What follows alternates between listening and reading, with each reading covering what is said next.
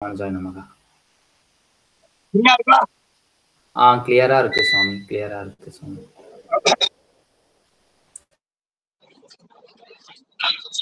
ஆழ்வார் எம்பெருமானார் ஜீயர் திருவடிகளே சரணம். ஜீயர் திருவடிகளே சரணம். டோர் ஏற்றிக்கங்க. சாத்த காத்து இறையுது. 2 டோர் ஏற்றிங்க. போன் வந்தா பேசாதீங்க பாயார்.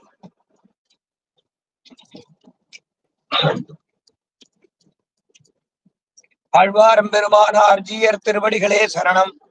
ஜீயர் திருவடிகளே சரணம்.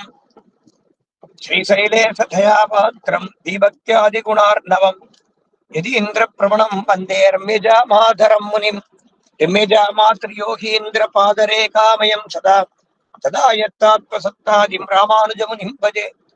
லக்ஷ்மீநாத சமாரம்பாம் நாதயாமுன மத்தியமாம் அஸ்மதாச்சாரிய பர்யந்தாம் வந்தே குருபரம்பராம். யோ நித்யமச்சுத பதம் புஜயுக்மருக்ம व्यामोहतस्फटितराणि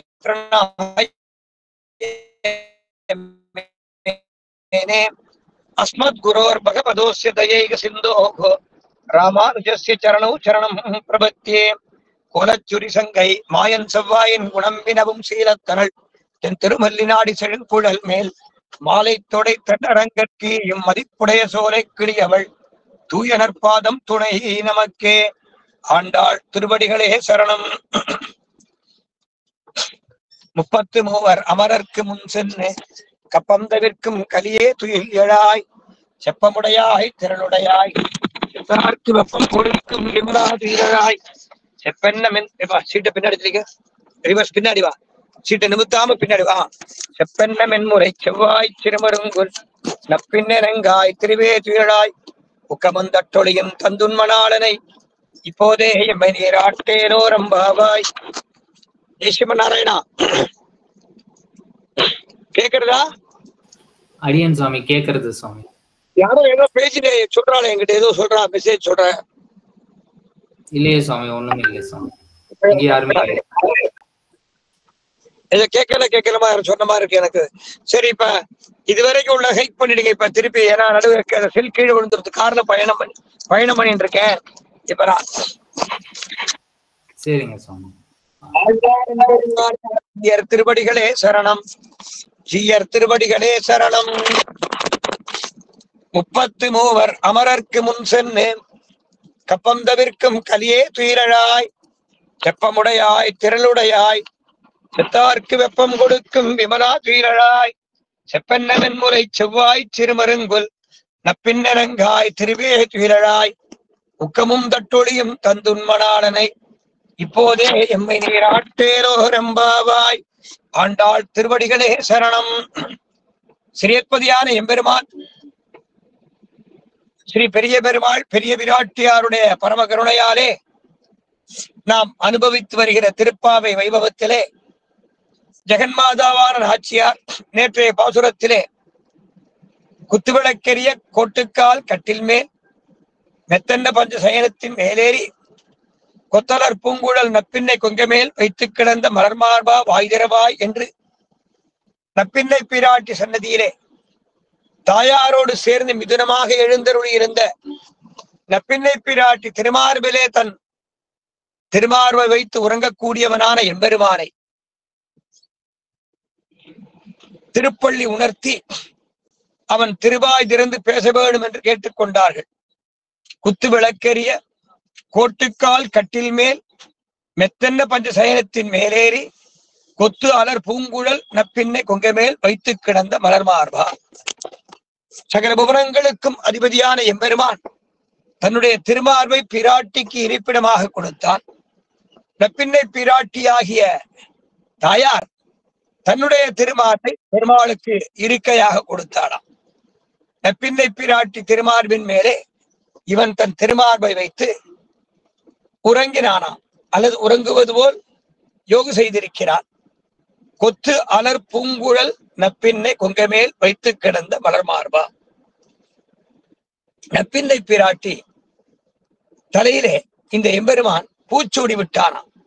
திருவாய்ப்பாடி பெண்கள் எம்பெருமானை பிரிந்த துக்கத்தாலே நெய்யுண்ணோம் பாலுண்ணோம் நாட்காலை நீராடி மெய்யிட்டெழுதோம் மலரிட்டு நாமுடியோம் என்று எம்பெருமானை பிரிந்த தாபத்தாலே தங்களை அலங்காரம் செய்து கொள்வதிலே தவிர்த்தார்கள். இந்த நப்பின்னை பிராட்டியோ சதா சர்வ காலமும் கண்ணனம் பெருமான் உடனே இருப்பதாலே தன்னை அலங்கரித்துக் கொண்டாளாம்.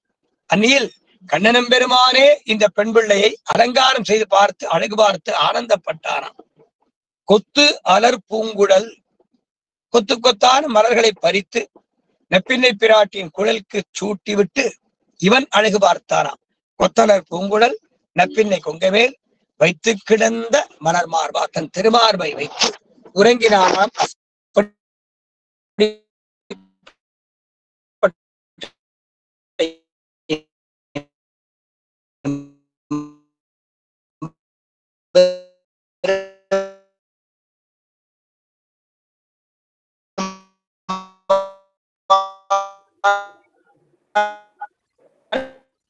சுவாமி உங்களோட வாய்ஸ் பிரேக் ஆகுது சுவாமி, கேட்கல.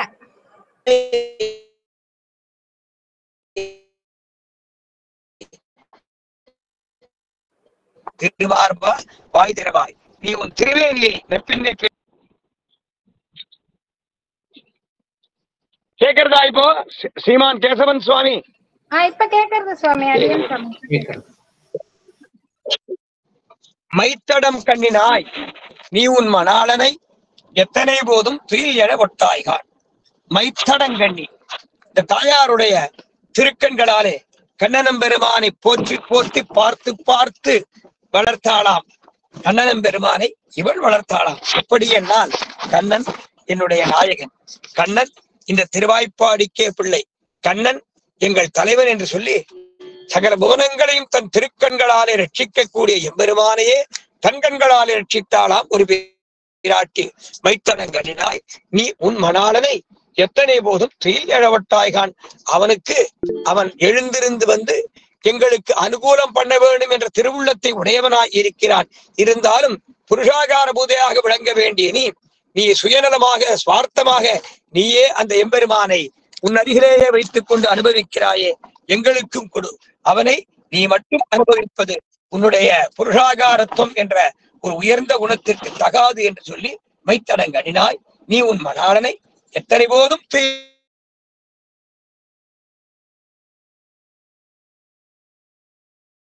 கண்ணி என்று ஒரு தாயாருக்கு பெயர்.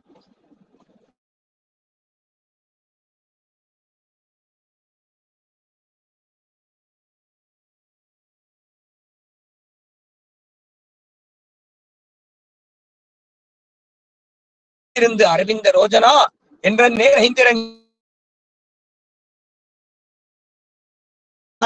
ஒரு தடாகத்திலே தானே தாமரை பூக்கிறது. அந்த தடாகம் நிறைந்து விளங்கினால் அந்த ஜலம் ஸ்படிகம் போல் இருந்தால் கூட அந்த தடாகத்தை பார்த்தால் கருமையாக தோணுமாம். கருந்தடங்கண்ணி, அப்படி தடாகத்தை போன்ற திருக்கண்களை உடையவளாம் இந்த தாயார் கருந்தடங்கண்ணி. அந்த தடாகத்தை போன்ற திருக்கண்களுக்குள்ளே, அந்த தடாகத்திற்குள்ளே தாமரை பூத்ததாம். தாமரையை போன்ற அழகிய திருக்கண்களை உடையவனாம் எம்பெருமான். கரியவாகி புடை பறந்து மிளிர்ந்து செவ்வரியோடி நீண்டவ பெரியவாய் கண்கள் எம்மை பேதமை செய்தனவே என்று கார்மேனி செங்கன் கதிர்மதியம்போர் முகத்தான் நாராயணன் என்று சொன்னார்களே, செங்கன் செம்மையான திருக்கண்களை உடையவன் எம்பெருமான். அடியார்களை பார்க்கும்போது ஆனந்தத்தால் கண்கள் சிவந்தன. அடியார்களுக்கு விரோதிகளான பாகவதர்களுக்கு விரோதிகளான தோஷமுடையவர்களை பார்க்கும் போது எம்பெருமானுடைய திருக்கண்கள் கோபத்தால் சிவந்தனமாம். தாமரை மலரை ஒத்த கண்கள் எம்பெருமானுக்கு. புண்டரீகாட்சன் சொல்லுவாளோ திருவள்ளரை எம்பெருமானுக்கு புண்டரீகாட்சன், செந்தாமரை கண்ணன் ஒரு திருநாமம். அப்படிப்பட்ட தடாகத்திற்குள்ளே பிராட்டியின் கண்களாகிய தடாகத்திற்குள்ளே எம்பெருமானுடைய கண்களாகிய தாமரை மலர் பூத்திருக்கிறதாம். அதுபோல இவர்கள் இந்த பெண் பிள்ளையை பிராட்டி தப்பினை அழைக்கிறார்கள். எத்தனை போதும் கீழ் எழவட்டாய்கான், எத்தனை ஏழும் பிரிவு ஆற்றுக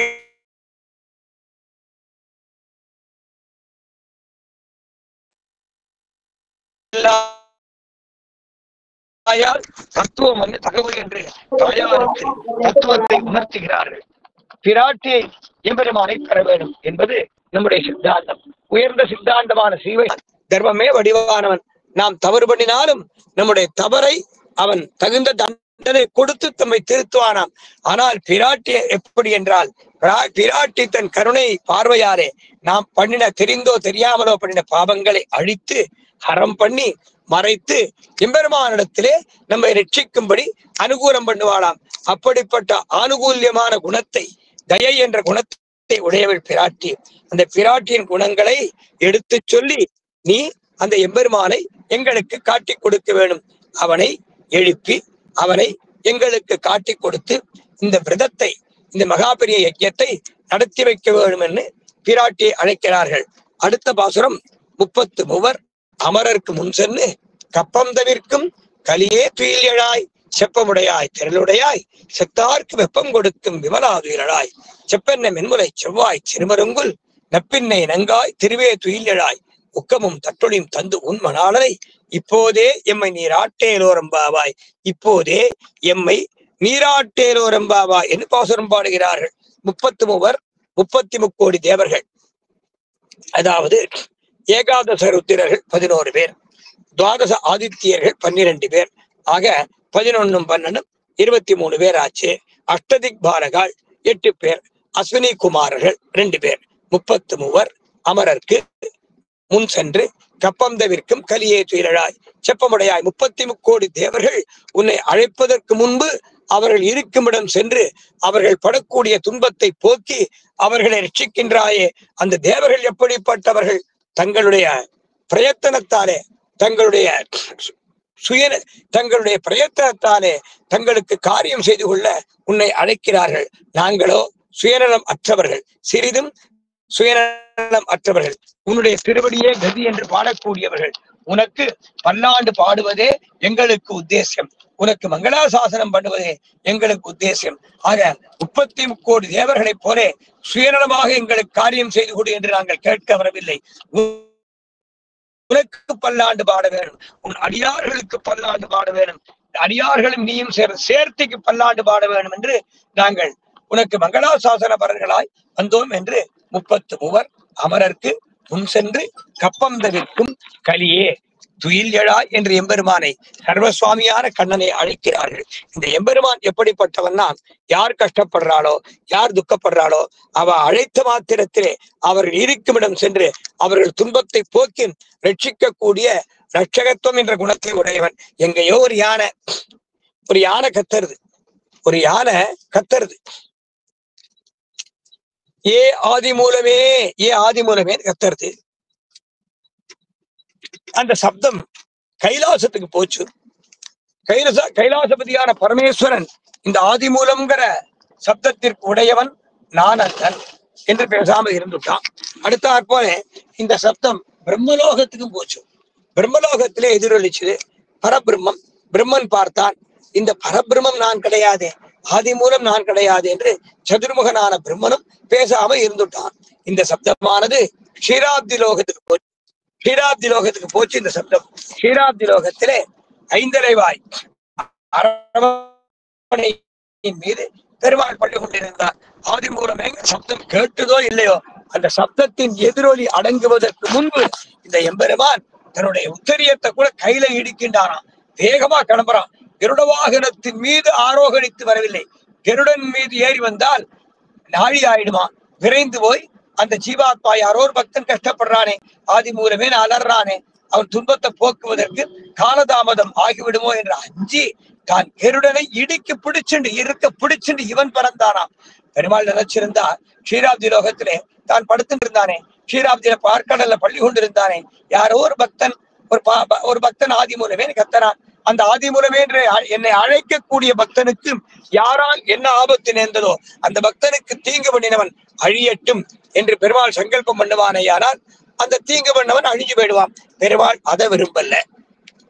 சரி, க்ஷீராப்தி லோகத்திலே இருந்தபடி சக்கராயுதத்தை அனுப்பிச்சிருக்கலாமே, சக்கரத்தை அனுப்பிச்சு என் பக்தனுக்கு யாரோ தீங்கு பண்றான், சுதர்சனமே என் பக்தனுக்கு தீங்கு பண்ணக்கூடியவன் எனக்கு விரோதி, என் விரோதியான அவனை அழித்து வா, அழித்து துவம்சம் பண்ணி விட்டுவான்னு சொன்னா சக்கரத்தாழ்வார் போய் அந்த எதிரியை, அந்த விரோதியை, பாகவதோத்தவர்களுக்கு துரோகிகளான விரோதிகளான அந்த பாவிகளை அழித்து விட்டு வந்து விடுவார். அதையும் பெருமாள் செய்யல. தான் சங்கல்பம் பண்ணின மாத்திரத்திலேயே தன் பக்தனுடைய எதிரி அழிந்து போயிடுவான்னு அவர் நினைச்சார். அந்த நினைச்ச மாத்திரத்தில் அந்த காரியம் நடந்துடும். அதையும் பண்ணல. சக்கரத்தை ஏவல்ல. கருடன் மீதும் போல கருடனை இறுக்கி பிடிச்சுன்னு இவர் ஓடினாராம். ஏன் தெரியுமா? அந்த பக்தன் அழைச்சான், மூலமே அழைச்சான். ஏதோ 2 கந்தர்வர்கள் 2 தேவர்கள் அவ சாபவசத்தாலே ஒருவன் யானையாகி போய் ஒரு நதிக்கரையில ஒரு பெரிய ஏரிக்கரையில வாழறான். மற்றொரு கந்தர்வன் சாபவசத்தாலே முதலையாகி போய் அந்த ஏரிக்குள்ள வாழ்கிறான். இந்த யானையாக இருந்தவன் என்ன பண்ணுவான்? தினந்தோறும் அந்த ஏரியில தாமரை புஷ்பங்களை பறிப்பான். நிறைய தாமரை புஷ்பங்கள். அந்த தாமரை புஷ்பங்களை பறித்து எம்பெருமானுக்கு அர்ச்சனை பண்ணுவான். எம்பெருமான் திருவடிகளிலே சேர்ப்பான். அவனுக்கு கஜேந்திரன் பேரு. அந்த கஜேந்திரன் என்கிற யானை தாமரை புஷ்பங்களை பறித்து சர்வேஸ்வரனான எம்பெருமானை பிரார்த்தனை பண்ணி அவன் திருவடிகளிலே சேர்ப்பிப்பான். இந்த புஷ்பம் எம்பெருமானுக்கே உகந்தது. தேவும் எப்பொருளும் படைக்க பூவில் 4 முகனை படைத்த தேவன் எம்பெருமானுக்கு அல்லால் பூவும் பூசனையும் தகுவோன்னு கேட்டார். இந்த புஷ்பம் என்பது பகவானுக்கே உரியது. எந்த புஷ்பம் தெரியுமோ? காற்றுல பூக்கக்கூடிய புஷ்பம் கிடையாதான். சகல ஜீவாத்மாக்களாகிய புஷ்பம் சென்று சேர வேண்டிய இடம் எம்பெருமானுடைய திருவடி என்பதை சூச்சகமாக காட்டி கொடுத்தார் சுவாமி நம்மாழ்வார். அதுபோல தேவன் எம்பெருமானுக்கு அல்லால் பூவும் பூசனையும் தகுமோன்னு கேட்டார். எம்பெருமான் யாரு? சர்வேஸ்வரன் தானே. அவனுக்குத்தான் இந்த ஜீவாத்மாக்கள் சொந்தம். ஏனென்றால் சகல ஜீவாத்மாக்களும் சொத்துக்கள். சகல ஜீவாத்மாக்களாகிய சொத்துக்களுக்கும் அதிபதி.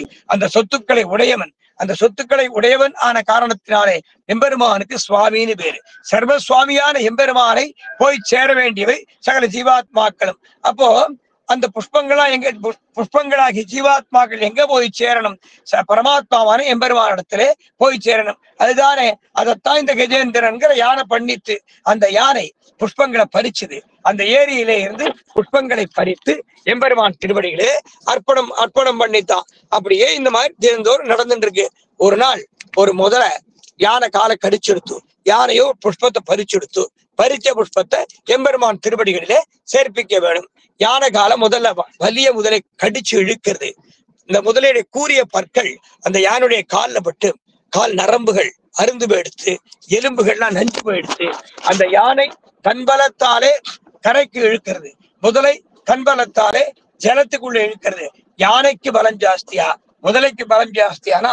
ஜலத்திலே முதலைக்கு பலம், கரையிலே யானைக்கு பலம். இருந்தாலும் தன்னுடைய முழு பலத்தையும் யானை பிரயோகம் பண்றது. ஆக பலம் போயிடுத்து.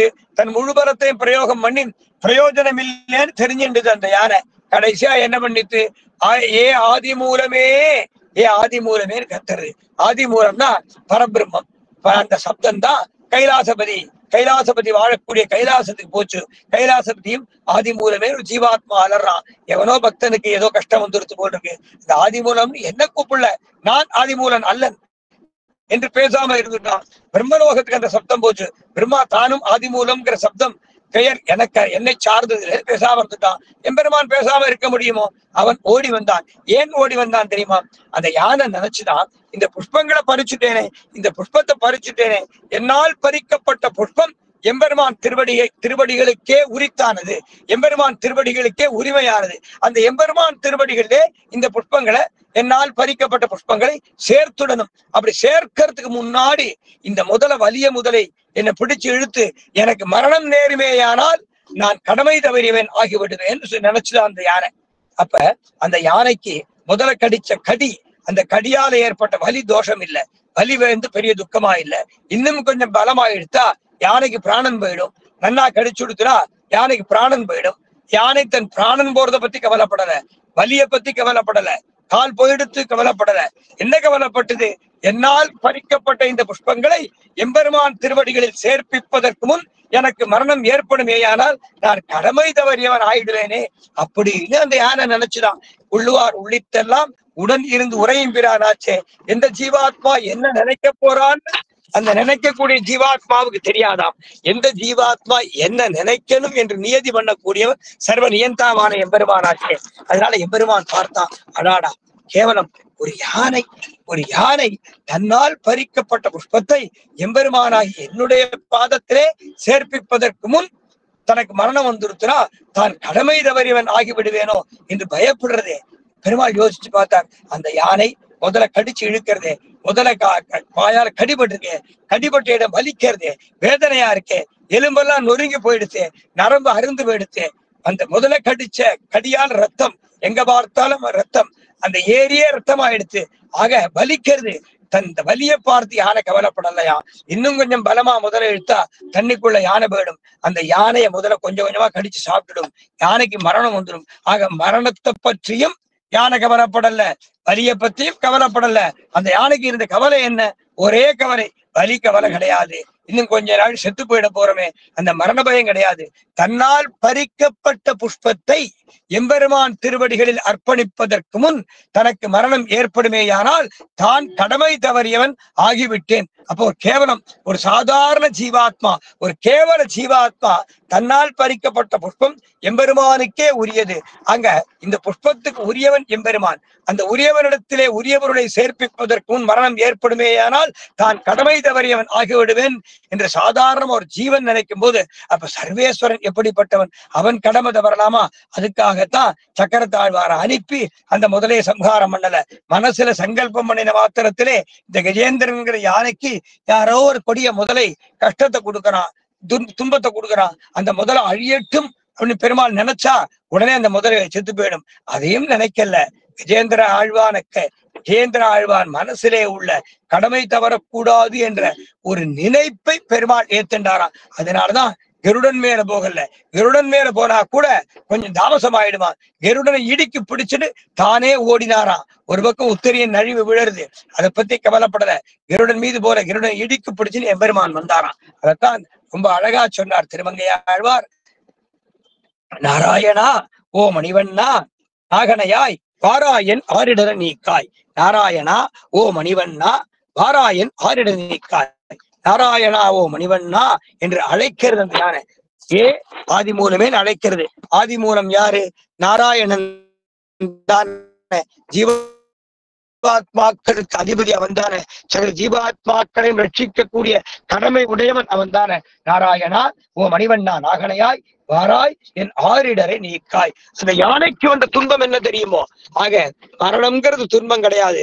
முதல்ல கடிச்சதுனால வலிக்கிறது, அது துன்பம் கிடையாதாம். பறிக்கப்பட்ட புஷ்பத்தை எம்பெருமான் திருவடிகளிலே சேர்ப்பிக்க வேணுங்கிற கடமை. ஆக அந்த யானையின் கடமை உணர்ச்சி அங்கீகாரம் பண்ணினான் எம்பெருமான். அதைத்தான் பெருசா நினைஞ்சானான். அதனால தானே போனான். தானே போய் அந்த முதலையை துணித்தான். சரி, போன உடனே சக்கரத்தை விட்டு அந்த முதலையை கொண்டானா? அது கிடையாது. என்ன பண்ணான் தெரியுமோ? போனானா, அங்க போய் பார்த்தா பரமபக்தனாச்சே இந்த கஜேந்திரன். பரமபக்தனாச்சே. இந்த பரமபக்தன் பாதத்திலே இந்த முதல காலை வச்சுட்டு இருக்கேன். ஆக தன் பக்தனுடைய திருவடியை இந்த முதல பிடிச்சுட்டு இருக்கேன். தன் பக்தன் பாதத்திலே இந்த முதல தன் வாயை வச்சுட்டு இருக்கேன். பக்தனுடைய ஸ்ரீபாத தீர்த்தம் அந்த முதலைக்கு போய் சேர்ந்திருக்கேன். இந்த முதலை எப்படி கொள்றது? இந்த முதலை எப்படி கொள்றது? பெருமாள் யோசிக்கிறார். மீனமர் பொய்கை நான்மலர் கொய்வான் வேட்கையினோடு சென்றிழிந்த காணமர் வேடம் கையெடுத்தல்லற கராவதன் காலினை கதுவ ஆரையின் துயரம் தீர புள்ளூந்து சென்று நின்று ஆழி தொட்டானை. திருமங்கை ஆழ்வாருக்கு அந்த அனுபவம் எல்லாம் தெரியும். அவர் ஒருத்தர் எந்த வைபவமா இருந்தாலும் அதுல ஒன்றி போயிடுவார்.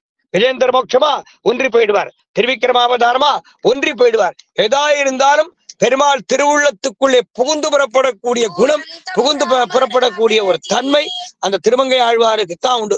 பெருமாள் திருவுள்ளத்திற்குள்ளே புகுந்து அவன் திருவுள்ளத்துல என்ன இருக்கு என்று ஆராய்ந்து பார்த்து காரியம் கொள்ளக்கூடியவர் திருமங்கை ஆழ்வார். திருமங்கை ஆழ்வார் பார்த்தார், ஒரே வார்த்தை சொன்னார்,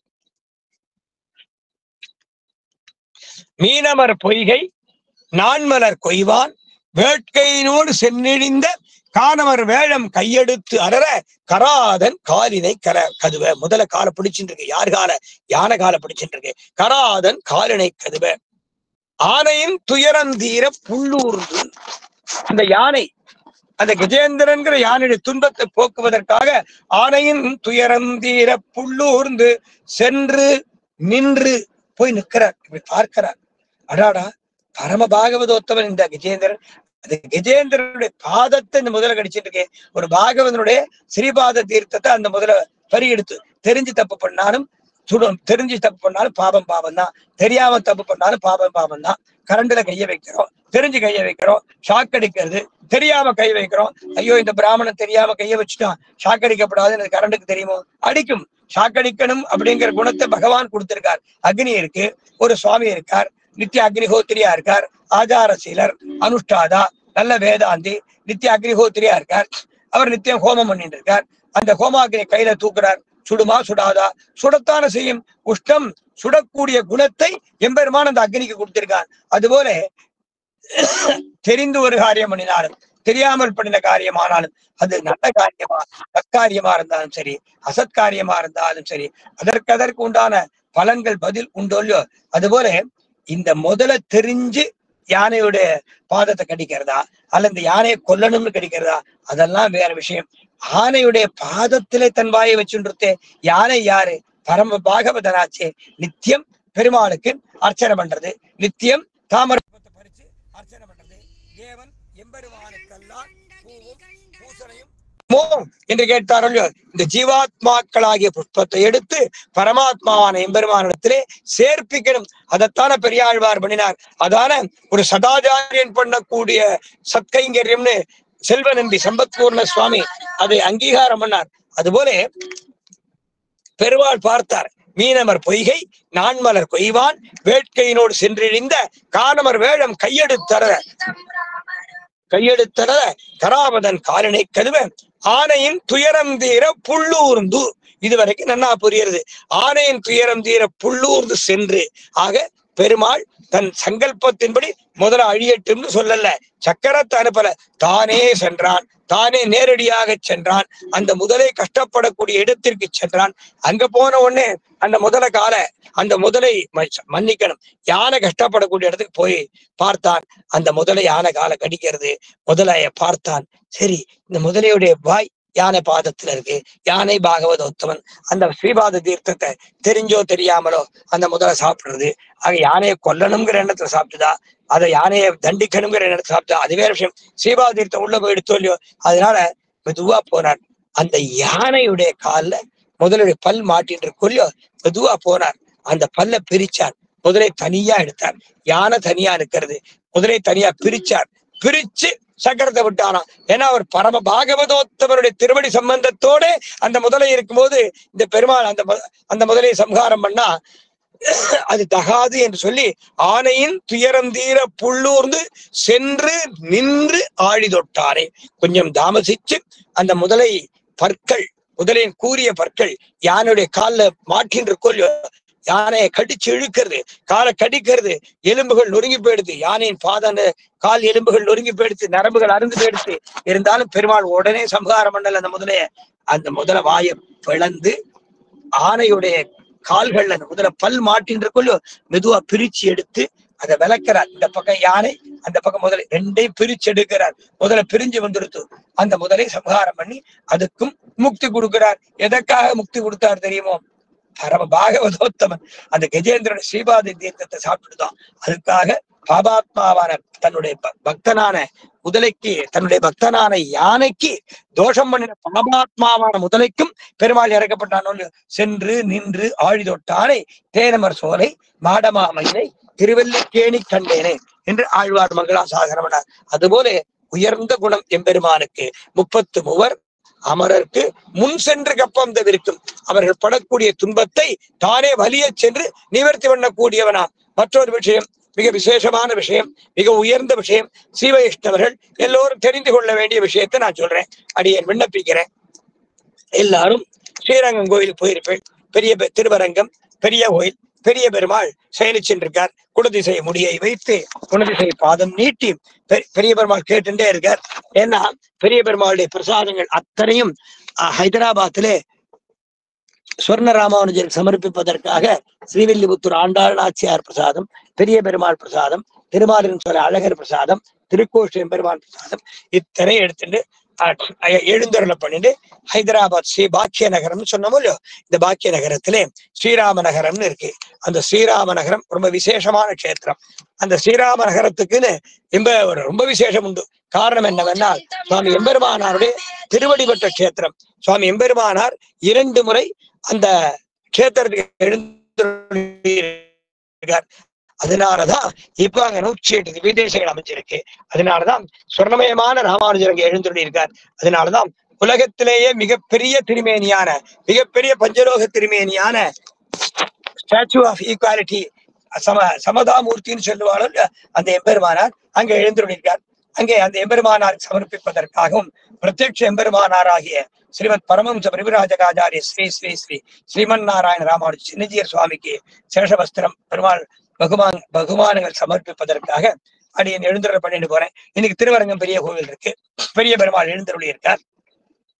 இன்னைக்கு ஸ்ரீரங்கம்னு சொன்னா எல்லாருக்கும் என்ன ஞாபகம் வரும்? சப்த பிராகாரங்கள் ஞாபகம் வரும், சப்த துவாரங்கள் ஞாபகம் வரும், சப்த கோபுரங்கள் ஞாபகம் வரும். பெருமாள் படுத்துட்டு இருக்கார், பாம்பட மேல படுத்துட்டு இருக்கார், தான் மட்டும் படுத்துட்டு இருக்கார். போகி போக சயனீய சாயினே மாதவாய மதுவித்விஷே நமகா போகி போக சேனம் ஆனந்த சேனம்.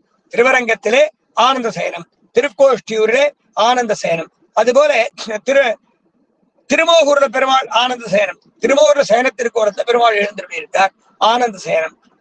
திருக்கடல் மல்லை அப்படிங்கிற திவ்யதேசத்திலே பெருமாள் வெறும் தரையில படுத்துட்டு இருப்பார், அதனால ஸ்தலசயனம், ஸ்தலசயனம்னு பேரு. திருப்புல்லானிங்கிற திவ்ய கஷேத்திரத்திலே சக்கரவர்த்தி திருமகன் பள்ளி கொண்டிருப்பார், அதற்கு தர்பசயனம்னு பேரு. சிறுபுலியூர் அப்படின்னு ஒரு திவ்யதேசம். கருமா முகிலுருவா கனலுருவா பொனருருவா பெருமாள் வரையுருவா பிறருவா நினைதுருவா திருமா மகள் மருவும் சிறுபுலியூர் சலசயனத்து அருள்வா கடலமுதேன்னு திருமங்கை ஆழ்வார் மங்களாசாசனம். அந்த சிறுபுலியூர்ல பெருமாள் பாலசயனமா படுத்திருப்பார். திரு இந்தளூர் அப்படின்னு ஒரு திவ்யதேசம் இருக்கு. வாசிவல்லி இந்தளூரில் வாழ்ந்தேவோம் நீரே என்று திருமங்கை ஆழ்வார் சண்டை போட்டார், பெருமாளை கோவிச்சுட்டார், பெருமாளோட சண்டை போட்டார். அப்படிப்பட்ட வீர மிடுக்கு திருமங்கை ஆழ்வாருக்கு. ஆக திருமங்கை ஆழ்வார் சண்டை போட்டார் அல்லையோ, காசின் மொழியில் திகழும் வண்ணம் காட்டீர் எம்பெருமான் வாசிவல்லீர் இந்தளூரில் வாழ்ந்தே போம் நீரே அப்படின்னார். அப்படிப்பட்ட எம்பெருமான் சதுர்புஜங்களோடும் சங்கு சக்கரங்களோடும் படுத்துட்டு இருப்பார். பரிமள ரங்கநாதன் பேரு, சுகந்தவன ரங்கநாதன் பேரு. அந்த பரிமள ரங்கநாதனுடைய சயனத்திற்கு வீரசயனம்னு பேரு. வீரசேனம். திருக்குடந்தைன்னு ஒரு திவ்யதேசம் இருக்கு. நமக்கு 4000 இருக்கும் இல்லையோ அருளிச்செயல். இந்த அருளிச்செயல் கிடைப்பதற்கு காரணஹேதுவான திவ்யதேசம் திருக்குடந்தை. ஏறார் கோலம் திகழ கிடந்தாய் கண்டேன் எம்மானே என்று நம்மாழ்வாருடைய மங்களாசாசனம். அதுபோல ஆண்டாள் நாச்சியார் ரொம்ப அழகா பாடியிருக்கார். பாலாநிலை கொண்ட பரமன்மலை பட்டிருந்தேனை வேளால் துண்ணம் பெய்தார் போல் வேண்டித்தெல்லாம் பேசாதே கோலால் நிறைமை தாயனாய் குழந்தை கிடந்த குடமாடி நீலார் தன்னன் துழாய் கொண்டு என் நெறி மென்குழல் மேல் சூட்டினேன் தாயாருடைய மங்களாசாசனம். அதை காட்டிலும் விசேஷமான ஒரு தர்மம். எங்க எல்லாம் நம்மாழ்வார் பாசுரத்தை சொன்னாரோ, எந்த திருவுள்ளத்தோடு சொன்னாரோ, நம்மாழ்வார் எப்படிப்பட்ட திருவுள்ளத்தோடு பாசுரங்களை அனுகிரகம் பண்ணினாரோ, நம்மாழ்வார் திருவடியை ஒட்டித்தான் திருமங்கை ஆழ்வார் ஆரம்பிப்பார். நம்மாழ்வாருக்கு எது திருவுள்ளமோ அது திருமங்கை ஆழ்வாருக்கு திருவுள்ளம். இப்போ மாறன் பணித்த தமிழ்மறைக்கு 4 வேதங்கள் ஆக ருக்யஜுசாம அதர்வணம் என்பதான 4 வேதங்கள். இந்த 4 வேதங்களையும் 4 பிரபந்தங்களாக கொடுத்தவர் சுவாமி நம்மாழ்வார்.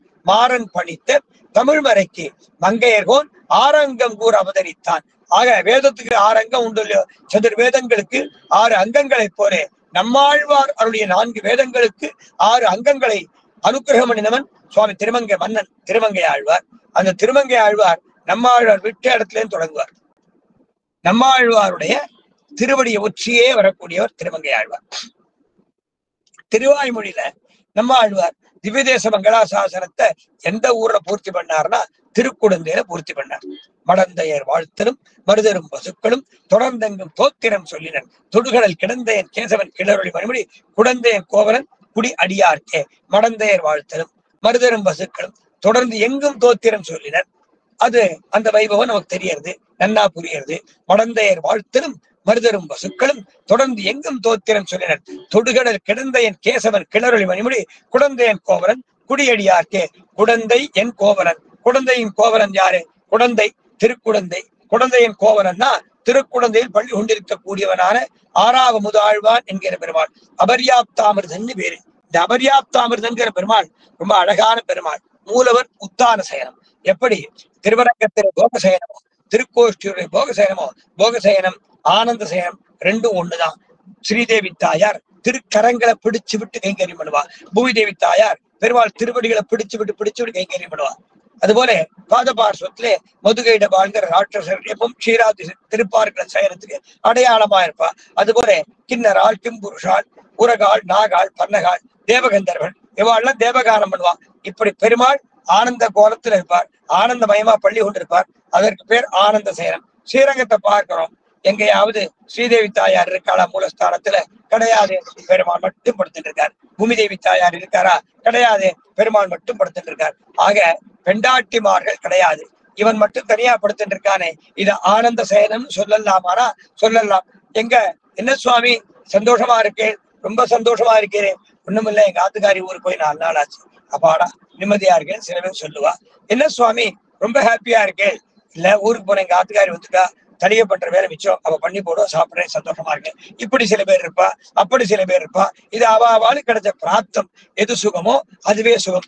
அது மாதிரி ஸ்ரீரங்கத்துல பாருங்க, பிராட்டி கிடையாது, ஸ்ரீதேவி தாயார் இல்ல, பூமிதேவி தாயார் கிடையாது, பெருமாள் மட்டும் படுத்துட்டு இருக்கார். பெரிய பெருமாள் குணதிசை முடியை வைத்து, குணதிசை பாதம் நீட்டி, வடதிசை பின்பு காட்டி, தென் திசை இலங்கை நோக்கி கடல் நிற கடவுளான பெருமாள் பள்ளி கொண்டிருக்கார். தான் மட்டும் படுத்துட்டு இருக்கார். பிராட்டியே இல்லாமல், பத்தினி இல்லாமல் இவன் மட்டும் படுத்துட்டு இருக்கானே, இது ஆனந்த சேனம் சொல்ல முடியுமானா சொல்லலாம். அதுக்கு என்ன காரணம்ங்கிறத பின்னாளிலே நான் பார்க்கலாம். அதுபோல சிறுபுலியூர்ல பாலசயனம் பார்த்தோம், திருக்கடல் மல்லையில் ஸ்தல சயனம் பார்த்தோம், திருக்கோஷ்டியூரில் ஆனந்த சயனம் பார்த்தோம், திருப்புள்ளனை என்கிற புல்லாரண்ய கஷேத்திரத்திலே கர்ப்பசயனம் பார்த்தோம். அதுபோல திருஇந்தலூர்ல வீரசயனம், பெருமாள் வீரசயனமா பள்ளி கொண்டிருப்பாராம்.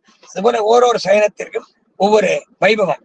இங்கே திருவரங்கத்திலே ஆனந்த சயனமாச்சு, அது எப்படி சொல்ல முடியும்? அதை பின்னால் பார்க்கலாம். இந்த திருவரங்கத்திலே நவகிரகங்கள் இருக்கா. சிவன் கோவில்ல தானே நவகிரகங்கள் இருப்பா, தேவதாந்தர கோவில்ல தான் நவகிரகங்கள் இருப்பா. பெருமாள் கோவில்ல நவகிரகங்கள் இருக்க மாட்டா. ஏதோ ஒரு சில திவ்யதேசங்கள் நவகிரகங்கள் இருக்கு, பின்னாளிலே ஏற்படுத்தப்பட்டதுதான், இதுவரை பிராச்சீனமா கிடையாது. அதனால பின்னாடி ஏற்படுத்தப்பட்டது. இப்ப கூட எத்தனையோ தேவதாந்தரங்களுக்கு கோவில் கட்டுறா. நம்முடைய சம்பிரதாயமே கிடையாது. நம்முடைய சனாதன தர்மத்தை சேராதவாளை கூட சனாதன தர்மத்திலே கொண்டு வந்து வச்சு சில பேர் பண்ணின சூழ்ச்சியாலே பண வசூலுக்காக, பணம் சம்பாதிக்கிறதுக்காக என்னமோ சொல்லி ஏதோ ஒரு பேரை சொல்லி தலையில முட்டாக்கு போட்டு அப்படி ஒருத்தரை உட்கார வச்சு எங்க பார்த்தாலும் அந்த கோவில் வருது. ஆக அந்நிய மதம் நம்முடைய சனாதனத்தை ஒத்துண்டானா கிடையாது. ஆனால் ராமநாமா ஒத்துப்பா, அத்தனை பேரும் ஒத்துப்பா. ராமநாமா ஒத்துக்காத மனுஷாலா இருக்க முடியாது, கேவல ஜீவாத்மாக்களா கூட இருக்க முடியாது. ராமநாமா, ராமனுடைய கீர்த்தனங்கள், ராமனுடைய வைபவங்களை அத்தனை பேரும் ஒத்துப்பா. ஏன்னா ராமனை மனுஷனா பார்க்கணும். ஒரு சராசரி மனுஷன் எப்படி நடந்து கொள்வானோ அதுபோல தர்மம் மாறாமல் நடந்து கொண்ட அவதாரம், தர்மம் மீறாமல் நடந்து காட்டின அவதாரம் ஸ்ரீ ராமாவதாரம் ஆச்சே.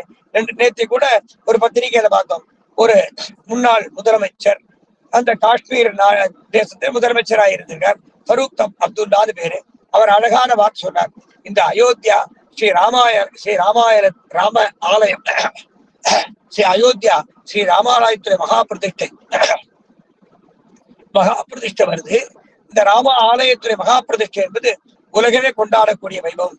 ஸ்ரீ ராமபிரான் என்பவன் இந்துக்களுக்கு மட்டும் உரிய தெய்வம் கிடையாது, பாரத தேசத்துக்கு மட்டும் உரிய தெய்வம் கிடையாது, அகில உலகத்திற்கும் பொதுவான கடவுள்னு சொன்னார்.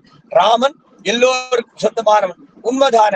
ஒரு கணவனிடத்திலே மனைவி எப்படி நடந்து கொள்ள வேண்டும், மனைவி இடத்திலே கணவன் எப்படி நடந்து கொள்ள வேண்டும், சில தர்மம் இருக்கும். அதுபோல மனைவி இடத்திலே கணவன் எப்படி நடந்து கொள்ள வேண்டும், அதற்கு உதாரண புருஷன் சக்கரவர்த்தி திருமகன். தகப்பனாரிடத்திலே பிள்ளை எப்படி நடந்து கொள்ள வேண்டும், அதற்கு உதாரணமாக திகழ்ந்தவன் சக்கரவர்த்தி திருமகன். தாயாரிடத்திலே மகன் எப்படி நடந்து கொள்ள வேண்டும், அதற்கு உதாரணமாக திகழ்ந்தவன் சக்கரவர்த்தி திருமகன். சிறிய தாயார் கைகேயி தாயார், ராமனுக்கு பிரியமான தாயார். ராமனுடைய திருவுள்ளத்தை அறிஞ்சு வனத்துக்கு போன்னு கேட்டாலும் இல்லையோ, ராமன் திருவுள்ளம் இதுவோ அதுதான் கைகேயி தாயார் திருவுள்ளமா இருந்தது. ரொம்ப விசேஷமான தர்மம். ராமன் திருவுள்ளத்திலே என்ன இருக்கோ, ராமனுக்கு பழி ஏற்படா வண்ணம் அந்த பழியை தான் வாங்கின்றாளே கைகேயி தாயார், அந்த கைகேயி அம்மா, அந்த சிற்றன்னை இடத்துல எப்படி நடந்து கொள்ள வேணும், அதற்கு உதாரண புருஷன் ராமச்சந்திரமூர்த்தி. தேசத்து மக்கள், இவன் சக்கரவர்த்தி, ராஜாக்களுக்கெல்லாம் ராஜாவாச்சே.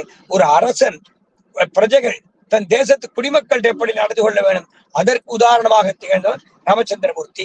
அதுபோல சகோதரன் தம்பியிடத்திலே அண்ணன் எப்படி நடந்து கொள்ள வேண்டும், அதற்கு உதாரணமாக திகழ்ந்தவன். ஆக ஒவ்வொருவரிடத்திலையும் எப்படி நடந்து கொள்ள வேண்டும் என்ற உயர்ந்த கௌரவத்தோடு உயர்ந்த பண்போடு உதாரண புருஷனா திகழ்ந்து நடந்து காட்டினவன் ராமச்சந்திரமூர்த்தி ஆச்சு, சக்கரவர்த்தி திருமகன் ஆச்சு. அப்படி அந்த சக்கரவர்த்தி திருமகன் வைபவத்தை நம்ம பார்க்க போறோம். எப்படின்னா, சக்கரவர்த்தி திருமகனுக்கு குல தெய்வம் ரங்கநாதன், சக்கரவர்த்தி திருமகனுக்கு குல தனம் ரங்கநாதன். ஸ்ரீரங்கத்துல நவகிரகங்கள் இருக்கா. ஸ்ரீரங்கம் கோவில்ல நவகிரகங்கள் உண்டு. அது பிராச்சீனமா உண்டு, இன்னைக்கு நேற்று கிடையாது. எங்க சுவாமி ஆச்சரியமா இருக்கு, பரம வைஷ்ணவமான கஷேத்திரமாச்சு, தேவதாந்தர் சம்பந்தமே இல்லாத கஷேத்திரமாச்சு அப்படின்னு நினைக்கலாம். ஸ்ரீரங்கத்துல நவகிரகங்கள் உண்டு. 33 அமரருக்கு சென்று கப்பம் தவிர்க்கும் கலியே துயில் எழா என்று 33 கோடி தேவர்கள் அவர்கள் அழைப்பதற்கு முன்பு சென்று அவர்கள் துக்கத்தை போக்கக்கூடிய திடமான விசுவாசத்தை உடையவன், சங்கல்பத்தை உடைய கிருஷ்ண பரமாத்மா அந்த கண்ணன் தானே. அந்த கண்ணன் தானே ராமன் அவதாரம் பண்ணார். அந்த ராமபிரான் இலங்கைக்கு போனார். இலங்கைக்கு போய் ராவணனோட யுத்தம் பண்ணி ராவணனை சம்ஹாரம் பண்ணார். சம்ஹாரம் பண்ணியாச்சு, ராவணன் மாண்டான். விபீஷணன் ராமனை சேவிச்சுட்டே நிற்கிறான். ராமனுக்கு மனசுல கொஞ்சம் வருத்தம், இந்த விபீஷணன் நல்லவனாச்சே, தன்னுடைய அண்ணன் ராவணனை நான் சம்ஹாரம் பண்ணிட்டேனோங்கிற வருத்தம் இருக்குமோ என்று ஆராய்ந்து பார்த்தார். அப்படிப்பட்ட வருத்தமே அந்த விபீஷண ஆழ்வார் கிடையாதான். அடாடா, கொடுங்கோலன் மகாபாபியான ராவணன் மாண்டொழிந்தான், பிராட்டிட்டு அபச்சாரம் பண்ணிட்டானே, இப்படி அபச்சாரம் பண்ணாமல், அப்படி அபச்சாரமே பண்ணியிருந்தா கூட பெருமாள் திருப்படிகளை சரணாகதி பண்ணி, சுவாமி ஏதோ தெரிஞ்சோ தெரியாமலோ அடியேன் தப்பு பண்ணி விட்டேன், அபச்சாரம் பண்ணி விட்டேன், மன்னிப்பு கேளுன்னு சொன்னேனே, கேட்கலையே, தன் குணத்தாலே தன் பேராசையாலே அளவுக்கு அதிகமான ஆசையாலே அநீதியான ஆசையாலே மாண்டான்னு நினைச்சானே தவிர என் அண்ணனை ராமன் கொன்னுட்டான்னு வருத்தப்படலையாம். ராமபிரான் அந்த யுத்த களத்துல ஒரு ஓரமா நிற்கிறார். நவகிரகங்கள் 9 பேர் ஓடி வரா, ராமனை சேவிக்கிறார். ஹே பிரபு, அடியவங்களை மன்னித்தருள வேண்டும், அடியவங்கள் பண்ணிய தோஷத்தை போக்கி அருள வேண்டும் என்று பிரார்த்திக்கிறார். ராமன் பார்த்தார், நீங்கள் நவகிரகங்களாச்சே, சந்திரன், சூரியன், புதன், குரு, சுக்கரன், ராகு, கேதுன்னு சொல்றாளோ, நவகிரகங்கள் 9 பேர், நீங்க நவகிரகங்களாச்சே, நவநாயகர்களாச்சே, நீங்க எங்க இங்க வந்து என்று கேட்டான் சக்கரவர்த்தி திருமகன். அதுக்கு நவகிரகங்கள் சொன்னா, சுவாமி ராவணன்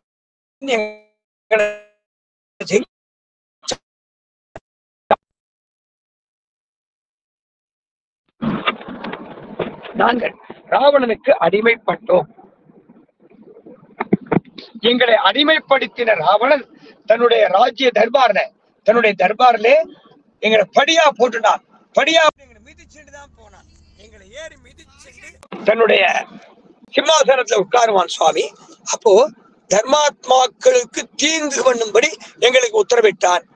அதர்மவாதிகளுக்கு நல்லது பண்ண சொன்னான். ராவணனுக்கு பயந்து நாங்கள் பரம பாகவதோத்தமர்கிட்ட அபச்சாரப்பட்டோம். தேவரீரிடத்துல அபச்சாரப்பட்டா பரவாயில்ல, பாகவதோத்தமாட்ட அபச்சாரப்பட்டோம், ராம பக்தாட்ட அபச்சாரப்பட்டுட்டோம். அதனால அடியவங்களை மன்னித்துள்ள வேண்டும் என்று நவகிரகங்கள் 9 பேரும் பெருமாளை பிரார்த்திச்சா. பெருமாள் பார்த்தார், ஓ நீங்கள் இவ்வளவு பாபம் பண்ணிருக்கீங்களா, அதாவது என்னிடத்திலே நீங்கள் பாபம் பண்ணினா நான் மன்னிச்சுடலாம். நீங்க பண்ணின பாபமும் பாகவதோத்தமர்களான ஸ்ரீவைஷ்ணவர்களிடத்திலே நீங்க பாபம் பண்ணிட்டு, ஸ்ரீவைஷ்ணவர்களிடத்திலே அபச்சாரப்பட்டவர்களை என்னால் மன்னிக்கவே முடியாது, அதற்கேற்ற தகுதியும் எனக்கு கிடையாது. சர்வசக்தனாகிய எம்பெருமான் ஒரு வார்த்தை சொன்னான். சரி, நீங்க கேட்கிறேன், பரவாயில்லை, எந்த பக்தாள்கிட்ட நீங்க அபச்சாரப்பட்டீங்களோ, எந்த ஸ்ரீவைஷ்ணவர்களிடத்திலே நீங்கள் அபச்சாரத்தை தேடிக்கொண்டீர்களோ, அந்த ஸ்ரீவைஷ்ணவர்கள் ஸ்ரீபாத தூளி உங்கள் சிரசிலே படுமையானால் உங்கள் தோஷம் போகும். சரி சுவாமி, எந்த கஷேத்திரத்திலே நாங்கள் போய் தபசு பண்ணலாம், ஸ்ரீவைஷ்ணவர் ஸ்ரீபாத தூசி எங்களுக்கு எப்படி கிடைக்கும் என்று நவகிரகங்கள் கேட்டான். சக்கரவர்த்தி திருமகன் சொன்னார், இப்போ ராவண சம்ஹாரம் பண்ணிட்டு நான் தேசத்துக்கு போறேன், அயோத்தியாவுக்கு போறேன். அயோத்தியாவுக்கு போனோடனே கொஞ்ச நாள்ல ஆதி வாசுதேவபுர கஷேத்திரத்திற்கு சாட்சாத் ரங்கவதியான பெரிய பெருமாள் வருவார். அப்ப ஸ்ரீரங்கத்திற்கு வாசுதேவபுர கஷேத்திரம்னு பேரு. ஆதியில வாசுதேவபுர கஷேத்திரம், தர்மவனமாகிய வாசுதேவபுர கஷேத்திரம் ஸ்ரீரங்கத்துக்கு பேரு. அந்த ஆதி வாசுதேவபுர கஷேத்திரத்துக்கு சாட்சாத் ரங்கபதியான பெரிய பெருமாள் எழுந்தருளுவார். அங்க ஒரு பெரிய கோவில் நிர்மாணிக்கப்படும். நீங்கள் அந்த கோவிலுக்குள்ளே போகும்போது படிக்கு கீழே, பிரதான துவாரத்திலே படிக்கு கீழே அஞ்சலிகஸ்தனை சேவிச்சுட்டே இருக்கும். ஸ்ரீரங்கா ஸ்ரீரங்கா ஸ்ரீரங்கா என்று அந்த எம்பெருமானை அழைத்து கொண்டே அந்த படியை தாண்டி பக்தாலாம் கோவிலுக்குள்ள பிரவேசிப்பா. கோவிலுக்குள்ள போவாலும் அப்படி போகும்போது அந்த பாகவதோத்தமர்களுடைய ஸ்ரீபாத தூசி, பக்தரின் திருவடியில உள்ள மண்ணு உங்க சிரசிலப்படும். ஆக பக்தாத்மாக்களாகி ஸ்ரீ வைஷ்ணவர்கள் ஸ்ரீபாத தூசி உங்க தலையில பட்டவுடனே உங்க பாவம் போயிடும் என்று சொல்ல உடனே குடு ஓடி போறான். வாசுதேவபுர கஷேத்திரம் ஸ்ரீரங்கம் இருக்கோல்லையோ, இப்ப அதற்கு வாசுதேவபுர கஷேத்திரம்னு பேரு, தர்மவனம்னு பேரு. அங்க ஒரு பெரிய கோயில் நிர்மாணம் பண்ண போறான். அந்த கோவில்ல பிரதான துவாரம் எங்க வரப்போறதோ அந்த பிரதான துவாரத்திலே இவர்கள் அஞ்சலிகஸ்தரா இருந்தா கோவில் கட்டினார்கள். அந்த படியில அஞ்சலிகஸ்தரா இவா நித்தியவாசம் பண்ண ஆரம்பிச்சா. ரங்கநாதனும் ஸ்ரீரங்கத்துக்கு எழுந்துள்ளினான். பெரிய கோவிலாச்சா.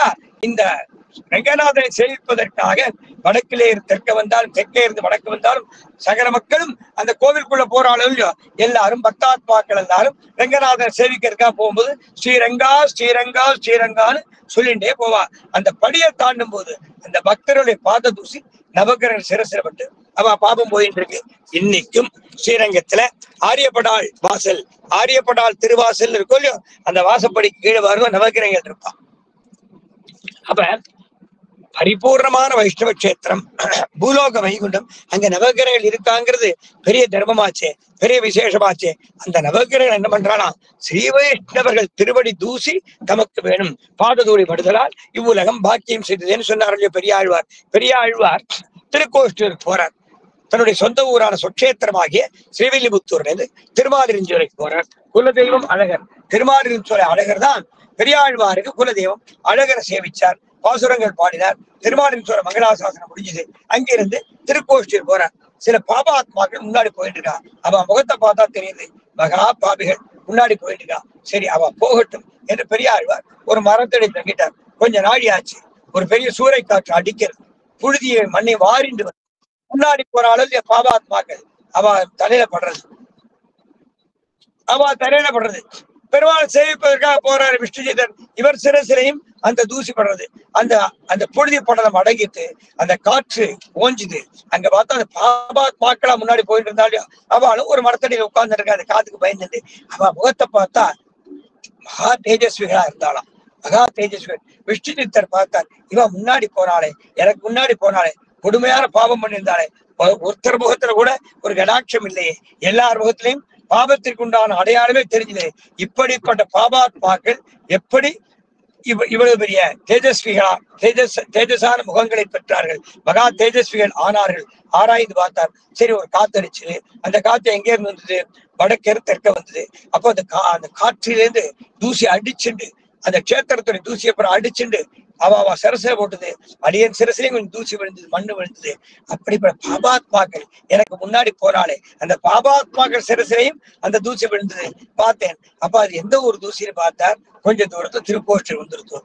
ஓ அந்த கோஷ்டிபுரத்து வாசிகள் பூதமைந்தோடு வேள்வியைந்து புலன்களைந்து பொறிகளால் ஏதம் ஒண்ணுமில்லாத வன்கையினார்கள் வாழ் திருக்கோட்டியூர் நாதனை நரசிங்கனை நவீனேத்துவாரன் உழைக்கிய பாததூளி படுதலால் இவ்வுலகம் பாக்கியம் செய்தே. அப்ப திருக்கோஷ்டி வாசிகளான ஸ்ரீவைஷ்ணவா திருவடி தூசி பட்டுனா அந்த லோகம் பாக்கியம் பண்ணித்து. பெரியாழ்வார் பார்த்தார், ஓ திருக்கோஷ்டியூர் அந்த காற்றானது வடக்கே தெற்க வந்தது, நாம தெற்கே இருந்து வடக்க போறோம். அப்போ அந்த காற்றானது திருக்கோஷ்டியூர் கஷேத்திரத்து ஸ்ரீ வைஷ்ணவர் பாத தூசியை புற எடுத்துறது. இந்த பாபாத்மாக்கள் தலையில போட்டுதோ இல்லையோ, பாபாத்மாக்கள் புண்ணியாத்மாக்கள் ஆயிட்டா. அப்ப அந்த ஸ்ரீபாத தூசிக்கு அவ்வளவு பெருமையாச்சு, அந்த ஸ்ரீபாத தூளிக்கு அவ்வளவு பெருமையாச்சு. அந்த பாத தூளியை கொண்டாடினார். அதுபோல இங்கே நவகிரக 9 பேரும் ஆரியப்படால் வாசல் கீழே நின்று அஞ்சலி கஷ்டா இருக்கா. அத்தனை பேர் சிரசிலையும் பாகவதோத்தமர்களான ஸ்ரீவைஷ்ணவர் திருவடி தூசிப்படுறது அத்தனை பேருக்கும் ஒரு க்ஷேமம் கிடைச்சதுன்னு தெரிகிறது. ஆக நவகிரகங்கள் தங்கள் பாபத்தை ஸ்ரீவைஷ்ணவர்கள் பாத தூளியை சிரசிலே பெற்றுக் கொண்டதன் மூலமாக நவகிரகங்களை தங்கள் பாதகங்களை பாவத்தை தீர்த்து கொண்டார். அதற்கு உபாய கூறினவன் யாரு? சக்கரவர்த்தி திருமகன் தானே. 30 கோடி தேவர்களும் அவர் படக்கூடிய கஷ்டத்தை பார்த்து அவர்கள் இருக்குமிடம் சென்று அவர்களை ரட்சித்தானாம். 33 அமரருக்கு முன் சென்று கப்பம் தவிர்க்கும் கலியை துயிலாய் செப்பமுடையாய் திறனுடையாய் செற்றாருக்கு வெப்பம் கொடுக்கும் விமலா துயிலாய் கப்பம் தவிர்க்கும் கலி. ஆக தேவர்களுக்கு இருந்த நடுக்கத்தை நிவர்த்தி பண்ணினாராம். தேவர்களுக்கு இருந்த நடுக்கத்தை நிவர்த்தி பண்ணி அவர்களை ரட்சித்தான். கப்பம் தவிர்க்கும் கலியே துயிலாய் செப்பமுடையாய் திறனுடையாய் செற்றாருக்கு வெப்பம் கொடுக்கும் விமலா துயிலாய் செப்பமுடையாய் தன் அடியார்களை காப்பாற்றுவதிலே ஊற்றமுடையவனா செப்பமுடையாய் திறனுடையாய் செத்தார்க்கு வெப்பம் கொடுக்கும் விமலா துயிலாய் செப்பென்ன மென்முலை செவ்வாய் சிறுமருங்குல் நப்பின்னை நங்காய் திருவேற்றிழாய் அழகிய திருமுலை தடங்களை உடையவளான செப்பு கலசங்களை போன்ற சர்வ சௌந்தரியமான திருமுலை தடங்களையும் திருவேணி சௌந்தரியத்தை உடையவளான நப்பின்னை நங்காய் திருவே துயிலழாய் திருவுக்கும் திருவாகிய செல்வநாச்சி எம்பெருமான் சகல ஐஸ்வர்யங்களுக்கும் ஆதிபத்தியம் உடையவள் பிராட்டி. அந்த பிராட்டியே தனக்கு செல்வமாக உடையவன் சர்வேஸ்வரனான எம்பெருமான். தாயாருக்கு திருன்னு பேரு. திரு என்றால் செல்வம். சகல சொத்துக்களுக்கும் அதிபத்தியம் உடையவள் பிராட்டி. அந்த தாயாரே தனக்கு சொத்தாக உடையவன் எம்பெருமான். திருவுக்கும் திருவாயை செல்வன். இங்கே செப்பமுடையாய் திறன் உடையாய் செற்றாருக்கு வெப்பம் கொடுக்கும் விமலா துயிலடாய் என்று எம்பெருமானை கண்ணனம்பெருமானை அழைத்து எழுப்பி அடுத்தாற் போலே செப்பெண்ணம் என் முலை செவ்வாய் சிறுமருங்குல் அழகிய நிதம்ப பிரதேசங்களை உடையவளே, அழகிய திருமேனி சௌந்தரியத்தை உடைய பெண்ணே, செவ்வாய் சிறுமருங்குல் நப்பின்னை நங்காய் திருவேற்றிழாய் நப்பின்னை பிராட்டி திருவாகிய தாயாரே, நீ துயில் எழ வேண்டும். நப்பின்னை நங்காய் திருவே துயில் எழாய் உக்கமும் தட்டொழியும் தந்து உண்மணாளனை இப்போதே எம்மை நீர் ஆட்டேலோ ரம்பாவாய். உக்கமும் தட்டொழியும் அந்த எம்பெருமானை துயில் உணர்த்தி துயில் எழுப்பி அவன் திருமுக மண்டலத்தை பார்த்து கொள்ளும்படி கண்ணாடிகளை அழகிய கண்ணாடிகளை காட்டி அவனுக்கு பட்டு விசிறியால் வீசி அவன் களைப்பை போக்கி அவனை எழுந்திருந்து வரச் செய்து எங்களுக்கு காட்டி கொடுத்தருள வேண்டும் என்று தாயார் பிரார்த்திக்கிறார். ஊக்கமும் தட்டொழியும் தந்து உண்மனாளனை இப்போதே எம்மை நீர் ஆட்டேலோரம்பாவா என்று இப்போதே எம்பெருமானை பிரிந்த துக்கத்தாரே, எம்பெருமானை பிரிந்த சோகத்தாரே, தளர்வுற்றவர்களான அடியவங்களுடைய தளர்வை போக்கி அந்த எம்பெருமானை காட்டி கொடுத்தருள வேண்டும் என்று திருப்பாவை நாச்சியார் நப்பின்னை பிராட்டி இந்த பாசுரத்திலே பிரார்த்திக்கிறார். 33 அமரருக்கு முன் சென்று கப்பம் தவிர்க்கும் கலியே துயிலழாய் செப்பமுடையாய் திரளுடையாய் செத்தா வெப்பம் கொடுக்கும் விமலாதிரளாய் செப்பெண்ணம் என்பதை செவ்வாய் சிறுமருங்குல் நப்பின்னை நங்காய் திருவேற்றிழாய் உக்கமும் தட்டொழியும். உக்கமும் தட்டொழியும் பட்டு விசிறியாலே விசிறி வீசி திருவாரவட்ட கைங்கரியம் செய்து தட்டொழிய கண்ணாடியை காட்டி அந்த எம்பெருமான் திருமுகத்தை இந்த கண்ணாடியிலே அவனை பார்க்கும்படி பண்ணி உக்கமும் தட்டொழியும் தந்து உண்மனாளனை இப்போதே எம்மை நீர் ஆட்டேலோ ரம்பாவா என்று பாசுரம் கருளினார்கள். சுவாமி எம்பெருமானார் பெருமானுக்கே ஆச்சாரியன். பல கோடி வருஷங்களுக்கு முன்பு திருவேங்கட மாமலையிலே ஸ்ரீவைகுண்ட விரக்தாய சுவாமி புஷ்கரணி தடை என்று சுவாமி புஷ்கரணி கரையிலே திருவேங்கடமுடையார் எழுந்தருளினார். எங்கிருந்து வந்தான்? ஸ்ரீவைகுண்டத்திலிருந்து வந்தான். வரும்போதே சதுர்புஜங்கள் சங்கு சக்கரங்கள் நெத்தியில திருமண்காப்பு சபாத ஊர்த்தமுன்ற சகிதம் வெங்கடாஜ மகாத்மியமே சொல்றது. 1000 வருஷங்களுக்கு முற்பட்ட சுவாமி எம்பெருமானாருக்கு முற்பட்ட கிரந்தங்கள் வராக புராணம் வெங்கடாஜல புராணமே சொல்றது. பெருமாள் பாதத்தோடு கூடின ஊர்த்தகுன்றத்தோடு எழுந்தருளினார். சபாத ஊர்த்தகுன்ற திலகம் பெருமாள் வரார். அப்போ ஒரு நாரதர் கேட்டார், ஹே பிரபு, சதுர் புஜங்களை பார்த்தேன், சங்கு சக்கரங்களை வச்சிருக்கேன், நீர் சகல புவனங்களையும் ரட்சிக்க கூடியவர். நீர் இப்படி நெத்தியில் ஒரு வெள்ளையா 2 கோடு போட்டு இருக்கேன், நடுவுல சிகப்பா ஒரு கோடு, மூக்கில ஒரு தமிழ் தாமரை மட்டும் போல வச்சுட்டு இருக்கிறேன். இந்த அடையாளத்துக்கு என்ன அர்த்தம்னு கேட்டான். ஊர்த்தமா 2 கோடு, நடுவுல சிகப்பா அக்னி ஜுவாலை மாதிரி ஒரு கோடு, கீழே மூக்கில கவிழ்ந்து தாமரை முட்டு போல ஒரு சின்ன ரேகை. இந்த சின்னத்திற்கு என்ன அர்த்தம், என்ன தத்துவம்னு கேட்டாரா நாரதர். நாரதரே, வெண்மையான 2 கோடுகள் எனது பாத முத்திரைகள், நடுவிலே ஸ்ரீ மகாலட்சுமி, இந்த மூக்கிலே போடப்பட்டுள்ள பாதம், இந்த பாதர முத்திரைகளுக்கு இடப்பட்டுள்ள ஆசனம், இதுதான் தர்மம் சொன்னாராம். நாரதருக்கு விளங்கல்ல. என்ன பிரபு, தேவரீருடைய திருவடி, 2 திருவடிகள் என்னுடைய பாதகமலங்கள் நீர் சொன்னீர், இது பாதகமலங்களுக்கு போடப்பட்ட பீடம் சொன்னீர், நடுவில் ஸ்ரீ மகாலட்சுமின்னு சொன்னீர். தேவரீர் திருவடி நிலைகளை பக்தாத்மாக்கள் நெத்தியில தாங்கலாம். பிரம்மா நெத்தியில தெரிச்சுக்கலாம், சிவன் நெத்தியில தெரிச்சுக்கலாம், நீயே நெத்தியில உன்னுடைய பாதமுத்திரை வச்சுக்கலாமா என்று கேட்டார் நாரதர். அப்போது இருந்த நாரதர்ங்கிறது ஒரு பதவிதானே, அவளுக்குதான் ஒரு காலம் உண்டு. ஜனனம்னு இருந்தா மரணம்ங்கிறது நிச்சயம், ஜனனம் இருந்தா மரணம்ங்கிறது நிச்சயம். ஆக ஜனனம் இல்லாதவன் எம்பெருமான் ஒத்தந்தான். அப்ப மரணம் இல்லாதவன் அவன் தானே சர்வசுவாமி ஆச்சு, ஜெகத் நியந்தாவாச்சு. அந்த எம்பெருமான் நாரதர் கேட்டார், உம்முடைய பார்த்த நீரே நெத்தியில் வச்சுக்கலாமான்னு. பெருமாள் சொன்னான், வாஸ்தவன் தான். எத்தனையோ 1000 வருஷங்களுக்கு பிறகு சாட்சாத் ஆதிசேஷனின் அம்சபூதராக ஒரு மகான் அவதாரம் பண்ணுவார். அவர் திருவடிகளில் ஆசிரித்து பஞ்சசமஸ்காரம் எனப்படக்கூடிய ஸ்ரீ வைஷ்ணவ தத்துவங்களை உபதேசம் பெற்றுக் கொண்டவர்களுக்கு ஸ்ரீ வைஷ்ணவர்கள் என்ற பெயர். அந்த ஸ்ரீ வைஷ்ணவ கோஷ்டியிலே அடியேனும் ஒருவனாக விளங்க விரும்புகிறேன் என்று சொல்லி பெருமாளை சொன்னாராம். பெருமாள் பகவத் கோஷ்டியில் இருக்கணும்னு சொல்லல, ஸ்ரீ வைஷ்ணவ கோஷ்டியில் அடியேனும் ஒருவனாக விளங்கி எம்பெருமானாரிடத்திலே கைங்கரியம் பெற வேணும்னு அவர் பிரார்த்திக்கிறார். பிரார்த்திச்சமையாரு திருவேங்கடமுடையான். அவன் தானே பெருமாள் எம்பெருமானார் கோஷ்டியில தானும் ஒத்தனாயிருக்கணும், தானும் ஒரு கைங்கரியவரனா இருக்கணும்னு ஆசைப்பட்டாரோ இல்லையோ. அப்படி ஆசைப்பட்ட காரணம் தான் தேவ பெருமாள் கூரத்தாழ்வான அவதாரம் பண்ணி எம்பெருமானாரிடத்திலே கைங்கரியம் பண்ணார். சாட்சாத் அனந்தாழ்வானும் எம்பெருமானுடைய அவதாரம்னு சொல்லுவார், ஆதிசேஷ அவதாரம். அதுபோல அனந்தாழ்வானும் எம்பெருமானார் இந்த ஆதிசேஷன் அந்த ஆதிசேஷனிடத்திலே கைங்கரியம் பெற்றார். அதுபோல எம்பெருமானாரிடத்திலே ஆசிரியத்து எம்பெருமானாரிடத்திலே தானும் ஒரு சிஷ்யனாக சேர்ந்து கைங்கரியம் பண்ண வேண்டும். யாருக்கு? எம்பெருமானுக்கு கைங்கரியம் பண்ணணும்னு ஆசைப்பட்டார். சொன்னவன் திருவேங்கடமுடையான். எத்தனையோ சதுரயுகங்கள் உண்டாக போறது.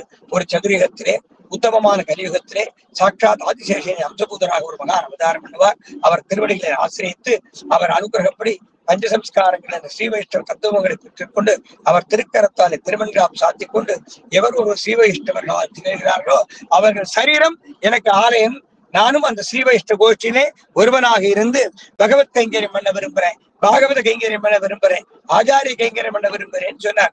சொன்னவன் யாரு தெரியுமோ? சாட்சாத் எம்பெருமான் திருவேங்கடமுடையானே. அப்ப திருவேங்கடமுடையானுக்கு ஆச்சாரியன் யாரு? சாட்சாத் எம்பெருமானார். எம்பெருமானாருக்கு யார் யார் சிஷ்யாலோ அத்தனை பேரும் திருவேங்கடமுடையான் குடும்பம். திருவேங்கடமுடையான சேவைக்கூடிய அத்தனை பேர் இருக்காளோ அத்தனை பேருக்கு ஆச்சாரியன் சுவாமி எம்பெருமானார் தான். எம்பெருமானாருக்கு பிற்பாடு சுவாமி மணவாள மாமனிகள் தான். அதற்கு பிற்பாடு இவர்கள் வழிவந்தவர்களான ஆச்சாரியர்கள். அப்போ பெருமாள் கேட்ட கேள்வி, நாரதர் கேட்ட கேள்வி, உன்னுடைய பார்த்து நீ தெரிச்சுக்கலாம், பக்தாள் நெத்தியில தெரிச்சுக்கலாம், நீ தெரிச்சுக்கலாமோ, பக்தாள் நெத்தியில தெரிச்சுக்கலாம், நீ தெரிச்சுக்கலாமோ, நீ வச்சுக்கலாமான்னு கேட்ட கேள்விக்கு நான் எம்பெருமானாருடைய சிஷ்யராக விரும்புகிறேன்னு சொன்னாருடைய பெருமாள். அந்த வைபவத்தை தான் பெருமாள் நிகழ்த்தி காட்டினார். பெருமாள் தொண்டைமான் சக்கரவர்த்திக்காக தன்னுடைய சங்கு சக்கரங்களை கொடுத்துட்டார். சங்கு சக்கரம் இல்லாமல் இருந்தார். அதன் பிறகு பல ஆயிரம் வருஷங்களுக்கு பிறகு எம்பெருமானார் காலத்துக்கு முன்பு எம்பெருமான் சங்கு சக்கரம் இல்லாமல் நிற்கிறார். சைவர்கள் பலர் திருமலையில் கூடியிருக்கார். பெருமாளுடைய அவயவ லட்சணங்களை பார்த்து இவன் சிவமூர்த்தி அப்படின்னு வாதம் பண்றான். சில பேர் இவன் அம்பாள் துர்க்கைன்னு வாதம் பண்றான். சில பேர் இவன் சாட்சாத் எம்பெருமான்னு வாதம் பண்றான். தொண்டைமான் சக்கரவர்த்தி வழிவந்தவனான சந்திரகிரி மகாராஜாவுக்கு எப்படி ஜட்ஜ்மெண்ட் சொல்றதுன்னு தெரியல. அவருக்கு எப்படி ஜட்ஜ்மெண்ட் சொல்றதுன்னு தெரியல. இவன் சாட்சாத் எம்பெருமான் தான் தெரியுது, சர்வேஸ்வரன் தான் தெரியுது. அந்த ராஜாவுக்கு சந்திரகிரி மகாராஜாக்கு இவன் எம்பெருமான்னு நான் எப்படி நிரூபணம் பண்ணுவேன்? சங்கு சக்கரம் இல்லையே, சங்கு சக்கரம் இல்லை. மற்ற தெய்வங்களை வணங்கக்கூடியவர் அவர்களுடைய தெய்வமாக சுப்பிரமணிய சுவாமின்னு வாதம் பண்றா. சில பேர் பரமேஸ்வரன் வாதம் பண்றா. சில பேர் சாட்சாத் எம்பெருமான் தான் நினைக்கிறா. ஆக இந்த எம்பெருமான் என்று நான் எப்படி நிரூபணம் பண்றது? சரி, ஒரு சதஸ் வைக்கலாம் என்று முடிவு பண்றா. எந்த சதஸ்ல யாரு வந்தாலும் அவர்களுக்கு ஞானம் வேணுமே, அந்த சதஸை நடத்தி வைக்கக்கூடிய பொறுப்பையும் திருவேங்கடமுடையான்டே கொடுத்தான். இவன் யார்? இவன் சர்வேஸ்வரனா, ஸ்ரீமன் நாராயணனா, இல்ல மத்த தேவதாந்திரங்களா என்று தெரிந்து கொள்ளும்படி, உலகோர் தெரிந்து கொள்ளும்படி நீரே அனுகூலம் பண்ண வேண்டும் என்று பிரார்த்திக்கிறான். இந்த விஷயத்தை திருவேங்கடமுடையார் திருவரங்கத்திலே இருந்த எம்பெருமானாருக்கு சொப்பனம் சாதிச்சு, ராமானுஜரே, நான் என்கிற சங்கு சக்கரத்தோடு தான் நான் வந்தேன். வைகுண்டத்திலே இருந்த போது சதுர்புஜங்களோடும் சங்கு சக்கரங்களோடும் நான் வந்தேன். பூலோகத்திலே இங்கே தொண்டைமான் சக்கரவர்த்திக்கு ஒரு ஆபத்து ஏற்பட்ட காலத்திலே என்னுடைய சங்கு சக்கரங்களை கொடுத்துட்டேன். அது முதல் சங்கு சக்கரம் இல்லாம இருக்கேன். ஏன் தெரியுமோ? நீர் அவதாரம் பண்ணினேன். தேவரின் திருக்கரத்தாலே சங்கு சக்கரங்களை பெற்றுக்கொண்டு சமாசேனம் பண்ணி கொள்ள வேண்டும் என்று ஆசை என்ற உடனே சாட்சாத் எம்பெருமானார் ராமானுஜர் திருமலைக்கு போனார். நடந்த விஷயங்கள் கேட்கிறார். சில பேர் இவன் சைவ பிம்பம்ங்கிறார், சில பேர் துர்க்கையுடைய மூர்த்திங்கிறார், சில பேர் இவன் சாட்சாத் எம்பெருமான்கிறார். எம்பெருமானார் பார்த்தார். தான் அப்பவே சொல்லலாமோ இல்லையோ, இவன் சாட்சாத் ஸ்ரீயப்பதி, இவன் எம்பெருமான் தான், இவன் சைவ பிம்பம் கிடையாது, சாக்த பிம்பம் கிடையாதுன்னு சொல்லலாமோ இல்லையோ. அப்படி சொல்லல. எல்லாரையும் கூப்பிட்டார். இங்க வாங்குவோம். தாம்பாளத்துல பெருமாளுக்கு உண்டான சங்கு சக்கரங்கள் முதலான திவ்ய ஆயுதங்களையும் பெருமாளுக்கு உண்டான ஆபரணங்களையும் வச்சிருவோம். மற்றொரு தாம்பாளத்தில் அந்த சிவனுடைய ஆயுதங்கள் ஆபரணங்களை வச்சிருவோம். நம்ம பூட்டி கதவை பூட்டி கீழே வந்துருவோம். இந்த எம்பெருமான் விஷ்ணுவாக இருப்பானேயானால், சர்வேஸ்வரனாக இருப்பானேயானால் சங்கு சக்கர முத்திரைகளை தரிச்சுக்கணும். மற்ற தேவதாந்திரங்களாக இருப்பானேயானால் அந்த தேவதாந்திரங்களுக்கு உண்டான ஆயுதங்களையும் ஆபரணங்களையும் எடுத்துக்கொள்ளட்டும் சொன்னார். எல்லாரும் போட்டிக்கு வந்துட்டா. எம்பெருமானார் எப்பேற்பட்டவர்? பிரகிருதி வசப்பட்ட திருமேனி கிடையாது. நேர பிரத்யட்சமானார். பிரத்யட்சமாக திருவேங்கடமுடையானுக்கு போனார். திருவேங்கடமுடையானுக்கு பிரத்யட்சமானார். திருவேங்கடமுடையானுக்கு பிரத்யட்சமாகி சங்கு சக்கர முத்திரைகளை, அந்த சங்கு சக்கரங்களை திருவேங்கடமுடையானுக்கு சாத்தி விட்டார். ஆக பஞ்சசம்ஸ்காரத்துல முதல் சம்ஸ்காரம் சங்கு சக்கர முத்திரைன்னு தெரியுது. தாப சம்ஸ்காரத்தை திருவேங்கடமுடையானுக்கு பண்ணிவிட்டார். திருவேங்கடமுடையான் சுவாமி எம்பெருமானாரை தனக்கு ஆச்சாரியனாக ஏற்றுக்கொண்டு சங்கு சக்கர முத்திரைகளை பெற்றுக்கொண்டார். அடுத்த சம்ஸ்காரம் என்னது? புன்ற சம்ஸ்காரம், தாசிய ராம சம்ஸ்காரம். திருக்குறுங்குடியிலே எம்பெருமானார் திருவனந்தபுரத்துக்கு போனார். அங்கே அனந்தபுராம சுவாமி எம்பெருமானாரை கருடனை அழைச்சு எம்பெருமானார் சயனம் பண்ணி கொண்டிருந்த அந்த பாறையோடு சேர்த்து திருக்குறுங்குடியிலே எழுந்தர பண்ணிவான்னு சொன்னார். கருடன் திருக்குறுங்குடியிலிருந்து எழுந்தர பண்ணிட்டார். பிரம்ம முகூர்த்தம் வந்து எம்பெருமானார் முடிச்சு பார்த்தார். என்னது, நம்ம திருவனந்தபுரம் வந்தோமே, நேத்தை பார்த்த சன்னிவேசம் இங்கே இல்லையே என்று சொல்லி தன்னுடைய சிஷ்யர் வடுக நம்பியை கூப்பிடுறார். ஏ வடுகான்னு கூப்பிடுறார். வடுக நம்பியும் ராமானுஜரும் தான் திருவரங்கத்துக்கு போறான். வடுக நம்பி அங்கேயே விட்டுட்டார் பெருமாள். எம்பெருமானாரை மட்டும் கருடன் மூலமாக எழுந்தருள பண்ணி கொண்டு வந்து திருக்குறுங்குடியில விட்டுட்டார். வடுகான்னு தன் சிஷ்யனை கூப்பிட்டார். திருக்குறுங்குடி பெருமாள் சுந்தர பரிபூர்ண சுவாமி. அந்த சுந்தர பரிபூர்ண சுவாமி அந்த வடுக நம்பியாக வரார். சாட்சாத் எம்பெருமான் வடுக நம்பியாக வந்து எம்பெருமானாருடைய அனுஷ்டானத்துக்கு வேண்டிய ஏற்பாடு எல்லாம் பண்ணி எம்பெருமானாரு கைங்கரியம் பண்றார். திருமலையில் என்ன கேட்டார்? எம்பெருமானாருக்கு தாசனாகி அந்த எம்பெருமானாரிடத்திலே கைங்கரியம் பண்ண வேணும்னு ஆசைப்பட்டார்கள். இங்க திருக்குறுங்குடி நம்பி பெருமாள் வடுக நம்பியாக வந்து எம்பெருமானாரு கைங்கரியம் பண்ணார். எம்பெருமானார் திருமண்காப்பு சாத்திப்பார். சாத்தின சேஷத்தை வடுக நம்பிக்கை எட்டு வருவாராம். இப்படி ஆச்சு. எம்பெருமானார் அனுஷ்டானத்துல இருந்தார். அங்க திருக்கோயில திறக்கக்கூடிய சப்தம் கேட்டது. இந்த வடுக நம்பியாக வந்த பெருமாள் ஓடி போயிட்டார். திருக்குறுங்குடிக்குள்ள போயிட்டார். திருக்குறுங்குடி சன்னதிக்குள்ள போயிட்டார். அந்த வடுக நம்பியாக வந்த எம்பெருமான் சன்னதிக்குள்ள போயிட்டார். நேத்திர திருவன்காப்பு அர்ச்சக சுவாமி கதவை திறந்து பார்த்தார். என்னது ஆச்சரியமா இருக்கேன், நேற்று நான் தானே திருக்காப்பு சாத்தினேன். பெருமாள் நெத்திலே விலட்சணமாக திருநெற்றியில விலட்சணமா ஒரு திருவன்காப்பு தெரியுது. நேற்று நான் திருவன்காப்பு சாத்தலையே. யார் சாத்திர பட அப்போதிட்ட ஈரம் கூட காயலையா. திருவன்காப்பு சாத்தினா ஈரங்காயாம சில நிமிஷங்களுக்கு கொண்டு ஈரங்காயாம இருக்கு. யார் உள்ள வந்தா, யார் திருவன்காப்பு சாத்தினான்னு அர்ச்சகால் கூட சர்ச்சை வந்தது. பெருமாளே ஒரு அர்ச்சகர் மூலமாக ஆவிர்வவித்து ராமானுஜர், என்னுடைய ஆச்சாரியன் ராமானுஜர் இங்கே எழுந்தொழி இருக்கார். அவர் திருக்கரத்தாரே நான் திருவன்காப்பு பெற்றேன். ஆக முதல் சம்ஸ்காரம் சங்கு சக்கர முத்திரை திருவேங்கடமுடையானா பெற்றார். இரண்டாவது சம்ஸ்காரம், மூணாவது சம்ஸ்காரம் திருவன்காப்பு தாசிய நமஸ்காரம் என்ற இரண்டு உபதேசங்களை, இரண்டு தத்துவங்களை திருக்குறுங்குடி நம்பியாக பெற்றார். அதுபோல திருக்கோட்டியூரிலே நம்பியிடத்திலே சுவாமி ராமானுஜர் சென்று அடியேனுக்கு திருமந்திரார்த்த விசேஷங்களை உபதேசம் பண்ணியருள வேண்டும் என பிரார்த்திக்க நம்பி ஆறுக்குன்னு சொல்லுகேன்னு அனுப்பிச்சுடுறார். 18 முறை எம்பெருமானார் சுவாமி ராமானுஜர் திருவரங்கத்திலேயும் திருக்கோஷத்துக்கு வருவார். நம்பி இடத்திலே மந்திரோபதேசம் கேட்க முயற்சி பண்ணுவார். நம்பிகள் ஆறுக்குன்னு சொல்லுகேன்னு அனுப்பிச்சுடுறார். இப்படி 18 முறை ஆச்சு. இந்த விஷயம் ரங்கநாத பெருமாள் பார்த்தார். இனிமேல் காலதாமசப்படுத்தப்படாது என்று சொல்லி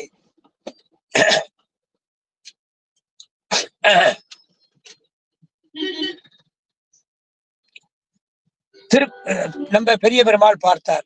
இந்த ராமானுஜர் 18 முறை திருக்கோட்டியூருக்கு நடந்தார். இனிமேல் காலதாமதத்தை ஏற்படுத்தக்கூடாது என்று சொல்லி திருக்கோட்டியூர் நம்பி தூதனிச்சார். திருக்கோட்டியூர் நம்பி நம்பி ராமானுஜனை போலே ஒரு மகான் பிறந்ததும் இல்லை, இனி பிறக்கப் போவதும் இல்லை.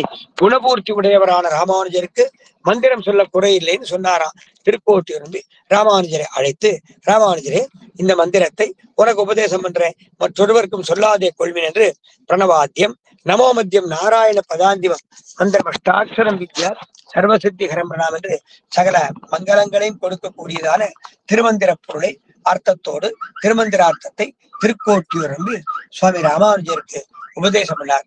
மறுநாள் காலம் வர சுவாமி ராமானுஜர் திருக்கோட்டியூர் கோபுரத்தின் மீது எழுந்தருளி பாருலகில் ஆசை உடையோர்க்கெல்லாம் ஆரியர்களால் கூறும் என்று வரம் பருத்து தன் திருவாயார உபதேசம் பண்ணார். அப்படி உபதேசம் பண்ணும் போது அந்த பக்த கோஷ்டியில திருக்கோஷ்டி பெருமான் தானும் ஒருவனாக விளங்கி மந்திரோபதேசம் கேட்டுட்டாராம். அப்ப முதல் சம்ஸ்காரம் திருமலையில தப்த சம்ஸ்காரம் சங்கு சக்கர முத்திரை ஆயிடுது. இரண்டாவது சம்ஸ்காரம் ஊர்த்துகுன்ற சம்ஸ்காரம். மூன்றாவது சம்ஸ்காரம் தாசிய ராம சம்ஸ்காரம். திருக்குறுங்குடியிலே திருக்குறுங்குடி நம்பி ஏ வடுக நம்பியை நினைச்சுட்டு கூப்பிட்டார். திருக்குறுங்குடி நம்பியே அடியேன் ராமானுஜதாசன் ஓடி வந்தாரோ இல்லையோ. ஆக திருமன்காப்பும் தாசியராமமும் திருக்குறுங்குடியிலே திருக்குறுங்குடி திவ்ய கஷேத்திரத்திலே நம்பியாக வந்து எம்பெருமானாரிடத்திலே பெற்றிருந்தா. நாலாவது சம்ஸ்காரம் மந்திர சம்ஸ்காரம். திருக்கோட்டியூரிலே சுவாமி எம்பெருமானார் திருமந்திரார்த்த சர்வஸ்லோகார்த்த வைபவத்தை அனைவருக்கும் உபதேசம் பண்ண அந்த கோஷ்டியிலே எம்பெருமான் தானும் ஒருவராக இருந்து மந்திரோபதேசம் பண்ணிட்டானாம். ஆக பஞ்சசம்ஸ்காரங்கள்ல 4 சம்ஸ்காரங்கள் பெற்றுண்டான். கடைசியாக எம்பெருமானாரே மணவாள மாமுனிகளாக அவதாரம் பண்ணார். 1 வருஷ காலம் ஆனி மாசம் மூல நட்சத்திரம், ஆவணி மாசம் மூல நட்சத்திரம் தொடங்கி மறு வருஷம் ஆனி மாசம் மூல நட்சத்திரம் என்னும் திருவாய்மொழிக்கு அர்த்தம் சாதித்தார் சுவாமி மணவாள மாமுனிகள். பகவத் விஷய காலட்சேபம் சாதிச்சார். ஸ்ரீரங்கம் சந்தையில ஸ்ரீரங்கத்துல காயத்ரி மண்டபத்துல நித்திய காலட்சேபம் நடக்கிறது. ரெங்கநாத பெருமாள் நம்பர்வாள் தானும் ஒருவராக காலட்சேபம் கேட்டானா. காலட்சேபம் கேட்டு உணர்ந்து அபரிமிதமான சந்தோஷம். ஆக ரெங்கநாத பெருமாள் அந்த மணவாள மாமனிகள் கோஷ்டியிலே தானும் ஒருவனாக காலட்சேபம் கேட்கிறார். மணவாள மாமனிகள் எம்பெருமானாரின் அபராவதாரான மணவாள மாமனிகள் பகவத் விஷய காலட்சேபம் சாதிக்க ரெங்கநாதன் தானும் ஒருவராக காலட்சேபம் கேட்டு ஆனந்தப்பட்டு சாற்றுமுறை தினத்திலே ஒரு பட்டோலையிலே ஸ்ரீசைலேச தயாபாத்திரம் தீபக்தியாதி குணார்ணவம் யதீந்திர பிரபலம் வந்தே ரம்ய ஜாமாதரம் முனிம் என்று ஒரு தனியனை எழுதி இந்த தனியனை ஒரு தங்க தாம்பாளத்திலே வைத்து சகல வரிசைகளோடு மணவாள மாமனிடத்தை சமர்ப்பித்து சிறிய பாலகனாக வந்து சமர்ப்பித்து சுவாமி அடியேன் 1 வருஷ காலம் இந்த காலட்சேபத்தை கேட்டு ஆனந்தமடைந்தேன். தேவரீருக்கு ஆச்சாரிய தட்சணை என்று சொல்லி அந்த ஏட்டுச்சுவடியை சமர்ப்பித்து அந்த பழங்கள் வரிசைகளையும் சுவாமி மணவாள மாமனிடத்திலே சமர்ப்பித்தானாம். ஸ்ரீசைலேச தயாபாத்திரம் தீபக்தியாதி குணார்ணவம் யதீந்திர பிரவணம் வந்தே ரம்ய ஜாமாதரம் என்ற தனியனை மணவாள மாமுனிகளுக்கு தன் வாயாலே தன் திருவாக்காலை சமர்ப்பித்தவர் ரெங்கநாத பெருமாள். ஆக ரெங்கநாதனுக்கும் ஆச்சாரியன் சுவாமி மணவாள மாமுனிகள் தன்னுடைய சிம்மாசனத்தை தன் ஆச்சாரியரான மணவாள மாமுனிகளுக்கு கொடுத்து அது முதல் மணவாள மாமுனிகள் 5 சிரத்தோல் கூடிய ஆதிசேஷனுடைய திரு அணை மீது எழுந்தருளி இருப்பார். பெருமாள் தன்னுடைய ஆசனத்தையே தன் ஆச்சாரியன் கொடுத்தார். ஆக சங்கு சக்கர முத்திரை பெற்றுக் கொண்டான் திருவேங்கடமடையானாக. திருமன்காப்பு தாசியராமங்களை பெற்றுக் கொண்டான். திருக்குறுங்குடி நம்பியாக மந்திரோபதேசங்களை பெற்றுக் கொண்டான் திருக்கோட்டியூர் எம்பெருமானாக. ஆக இந்த பஞ்சசம்ஸ்காரங்கள்ல 4 சம்ஸ்காரங்கள் ராமானுஜாவதாரத்தை முடிஞ்சது. 5ஆவதான யாக சம்ஸ்காரத்தை ராமானுஜரை மணவாள மாமனிகளாக அவதாரம் பண்ணின காரணத்தினாலே மணவாள மாமனிகள் பக்தர்களே பெற்றுக்கொண்டார். ரெங்கநாத பெருமாள் பெற்றுக்கொண்டு ஸ்ரீசைலேச தயாபாத்திரம் தீபக்தியாதி குணார்ணவம் யதீந்திர பிரவணம் வந்தே ரம்மிஜா மாதரமும் என்ற தனியனை குருதட்சணை சமர்ப்பிச்சார். ஆக ஆரம்பம் திருமலை, பஞ்சசம்ஸ்காரத்துடைய ஆரம்பம் திருமலை, பஞ்சசம்ஸ்கார அனுகிரகத்துடைய பூர்த்தி திருவரங்கத்திலே.